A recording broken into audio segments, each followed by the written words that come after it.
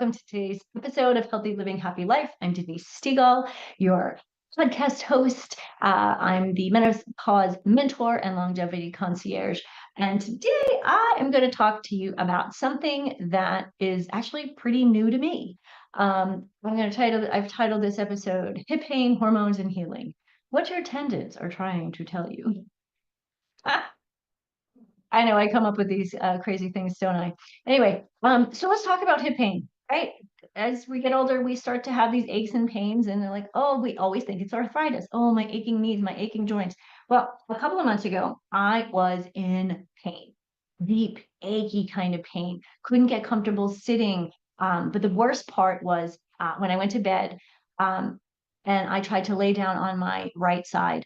The pain just radiated. It wasn't a sharp pain, but it was just this horrible, horrible ache. Now, the crazy thing was, it didn't hurt when I was walking or working out or when I was running, but it did show up if I was sitting too long or again, trying to sleep on that side. And if you're someone who kind of rolls around in the middle of the night, like I do, it was crazy.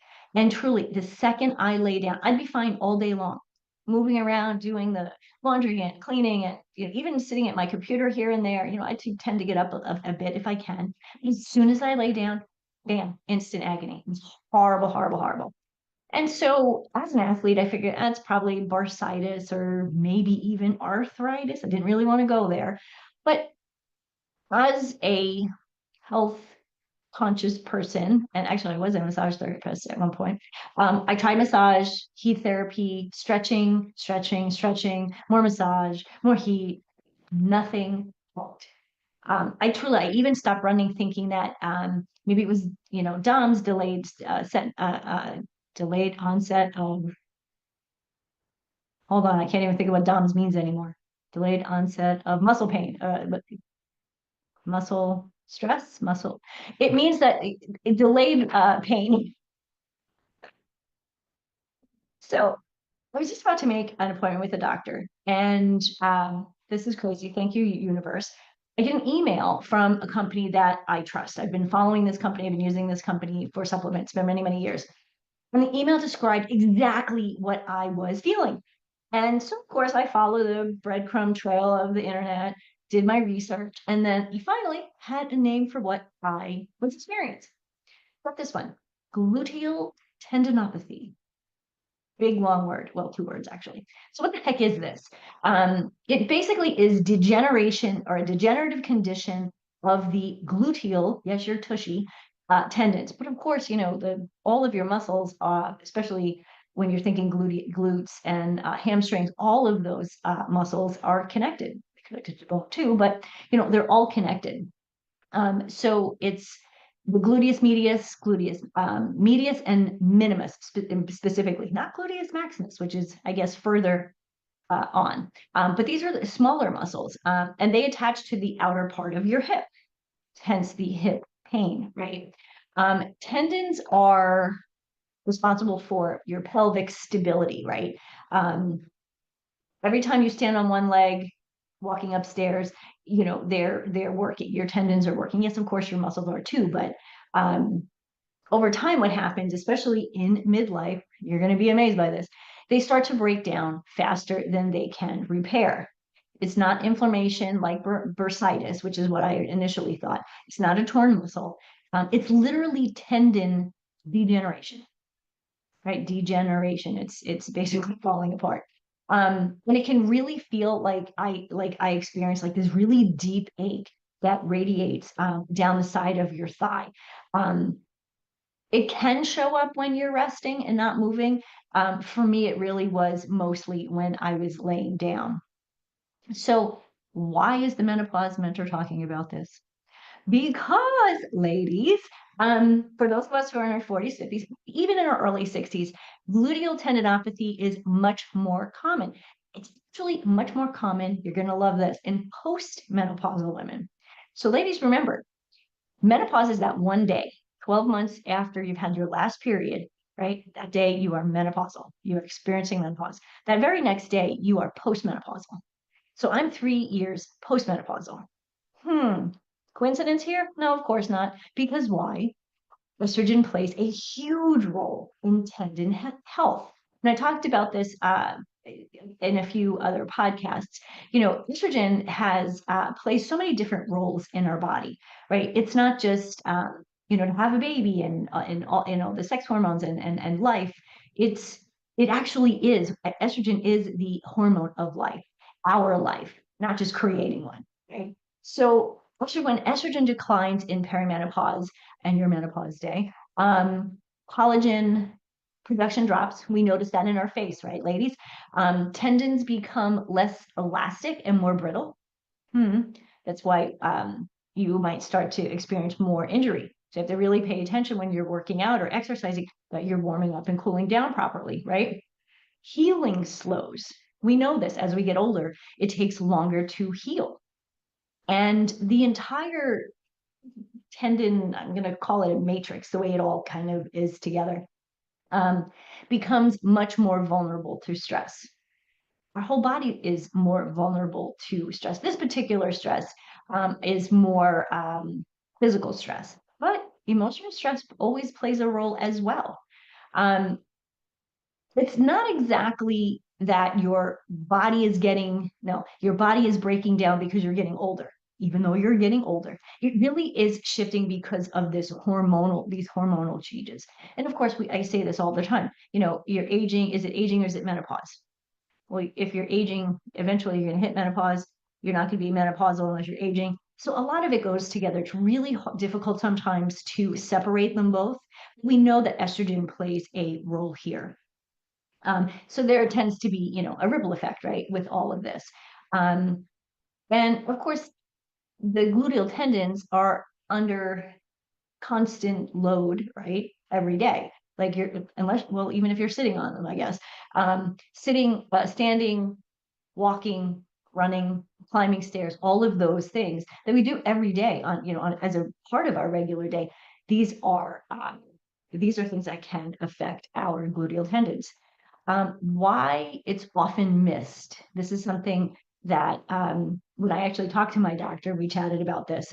We did um, a visit, a Zoom visit. It was kind of interesting. First time I ever saw a doctor that way. But initially, with the initial consultation that we had, it wasn't, or the initial part of the consultation, something that she really understood, or not that she didn't understand. Part of it, she didn't understand it until I mentioned it. But it just is something that it's not the first thing that most doctors will come to the conclusion, come to that conclusion. If you're seeing a PC, it's really not their area of expertise, right? You have to remember, a primary care doctor, they're really good if you have a cold or bumps and bruises, things like that. They're really great at referring you to someone who is a specialist. So of course I was talking to a PC.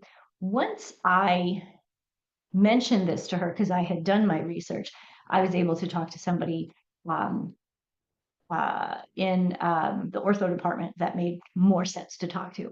But it's often misdiagnosed or completely dismissed. Again, it's not something that I don't know. It's common. It happens. But again, anything that has to do with menopause, most physicians really don't have any knowledge on. They always connect that lateral hip pain, or they never expect that gluteal hip pain and menopause are connected, right? They're going to tell you probably have arthritis, maybe sciatica, which doesn't make sense because I guess sciatica does kind of run that way, which sciatica is usually like the impingement of the piriformis muscle. So a lot of stretching, and there are ways to get rid of that. But this is not that. Sciatic is more sharp, right? This is the pain that I'm talking about with gluteal tendinopathy is really more of an ache. Anyway, so most of the time when we are experiencing these issues, this particular pain, we don't even know what to ask. We kind of tell them this is what I feel, and they go, "Oh, okay." And one, pain is not normal, right? It is real. Gluteal tendinopathy is real. Again, misinterpreted. And if it's not treated properly, it could actually linger for months or years. Crazy thought, right? when you have an injury, usually it takes this amount of time and you're fixed, right? You're healed. But when you think about menopause, physicians think mostly hot flashes, night sweats, mood swings, you're not sleeping, but hip pain is totally like not even on the radar, even for the good doctors who understanding a little bit or learning a little bit more about menopause and what it does. So of course, hormones, biomechanics, activity level, posture. I can, kind of sit, kind of hunched at my desk sometimes. That's not always a good thing. Previous injuries, all of these things are really frustrating, but they can actually cause the problem, and they can also delay healing, right? So how, now that you might have this, right, what do you do about it, right? Obviously, the first person you want to talk to your doctor, maybe talk to a physical therapist. And this is what worked for me, just to know. So yes, there is good news. Again, once I understood what was going on, I could support my body the right way. I talk about that so often. We need to support our bodies. When we were 15 and 20 and 25, we could eat the way we wanted. It didn't matter if we didn't get enough sleep, right? What stress did we have when we were 15 or 16? Not a ton, right? So supporting our body then, that wasn't even in our wheelhouse. But at this stage in our life, we really have to be much more thoughtful about how we are supporting our body. Um, progressive strength training, progressive strength training program. That is truly what healed me. And this is information I got from a PT, where we focused on isometric and isotonic exercises for the gluteal muscles. Who would have thunk that your glute muscles could be weak? Who knew, right? But things like hip bridges, standing hip hikes, what else did we do? Band resisted glute work, with one of those rubbery bands. These exercises help to build tendon, I guess, the tolerance, I guess we're going to say. It obviously restores strength and improves pelvic stability. For your pelvis, if your pelvis is kind of moving a little, wiggly jiggly, that's going to affect the way you walk. And if you're that the way you walk, or the way you walk is going to affect the way you run. It's going to affect the way you walk upstairs. It's going to affect the way you do everything, right? And that's actually going to put your body out of alignment. And it's a very often body alignment that kind of starts this cascading problem, and turns out to be the gluteal tendinopathy. Couple of things, of course, that the doctor said. This was not my PT, but this was the doctor. Apply heat to the painful area. Yeah. Okay. That was, we knew that. I loved this one. Avoid sitting in low chairs. Where are we going? In elementary school, we had these teeny little chairs, but okay, that was one of the recommendations, right? But apparently it can increase the compression on your head. So don't sit on low chairs, right? Or who knows? If you are experiencing pain, try not to climb the stairs, which I don't love to say that out loud, because usually, especially when we're talking about lifestyle, I want you to climb the stairs. But obviously, if it's painful, don't do that. That's okay to take the elevator. Don't cross your legs when you're sitting, because it actually puts pressure on the area in question. And of course, they did say to sleep with a pillow between your knees. That's supposed to help support, one, it supports your pelvis, but it does support your hip and your legs. So these are things that we can do on a daily basis when we're when we have this pain. But obviously, doing glute bridges, hip hikes, banded glute work on a regular basis actually is a great way to avoid this challenge, right? I've been doing lots of exercises for years, right? I have to tell you, I've never really been a fan of the glute bridge. I'm like, why am I doing this? I don't feel anything. Yeah, so whatever. I'm a runner, so I always think, I got, good tight glutes. Well, I was wrong. And now I understand. So I would say if you're doing a regular workout. Throw these in every couple of days, you know, maybe even once a week or twice a week, but these are great things to do to, again, build, restore strength, improve flexibility, and really work those tendons, right? Not just the muscles, but the tendons as well. What else? What else? Okay, so most of the stuff that I said isn't really fancy schmancy, right? These are things that we can do on our own at home. Now, if you do have a PT, a physical therapist, work with your physical therapist. I think that's a great idea. It's always good to have somebody to see what you're doing and how your body alignment is. So that, especially in the beginning, if you're experiencing this, definitely something to consider, right? These are definitely small, smart shifts. And basically, it kind of lets your tendons heal probably a little bit more slowly, but they're going to heal more effectively. So what happened with me?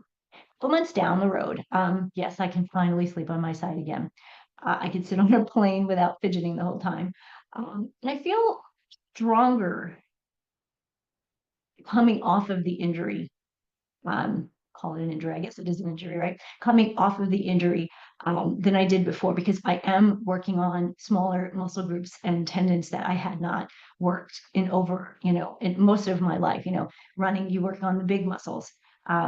And that's really what I've always focused on, I guess, are the bigger muscles. When I worked out with trainers in the past, we focus on bigger muscles. The person that I work out with now, she's amazing. We do sometimes full sessions where we're just working on small muscles and working with small muscles with really low weights. But they're muscles that are necessary, but don't often get overpowered very often by the big muscles, so they get weak. So what else? If you're sitting there thinking, this sounds like me, I think I may have this. Just understand, as we get older, these things happen. Estrogen is a huge challenge when it comes to overall health. As it's declining, we really need to be more thoughtful and understand more. Gluteal tendinopathy is common, right? But it's also manageable with the right knowledge, hopefully some that I've given you today, the right support, and body aware plan. Some of the things that we just talked about, things that work with your hormones, not against it, right? We want to think smarter, not harder, right?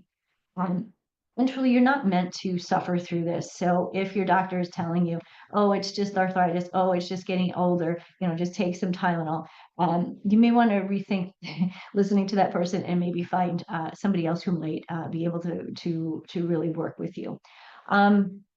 Truly, pain is not part of aging. We're not meant to be in pain. And so let's work on ways to avoid pain. And when we do find ourselves in pain, holistic ways to get ourselves out of pain, right? We deserve clarity, but more importantly, we deserve relief and really be able to enjoy life and really feel comfortable, like feel at home in our bodies again. So if any of this resonated with you, please share with a friend, a family member. I've actually written a full article about this on my website, denisestegall.com. So if you take a look, you can go there to the blog. I will link that to the show notes. So please read through that. And if this is something that you think you're dealing with, talk to your doctor, right? Talk to your PT, and definitely don't let it go any longer without taking kind of like taking it into your hands and saying, you know what, I can fix this, I can do this, and do so. If you need any support, I'm here for you. I'm Denise Stegall, the Menopause Mentor. Thank you for tuning in today. I hope you always realize that you are strong, you are wise, and you are not alone on this journey called menopause. I'll see you soon. Till next time, I leave you with healthy living, happy life. Have a great day.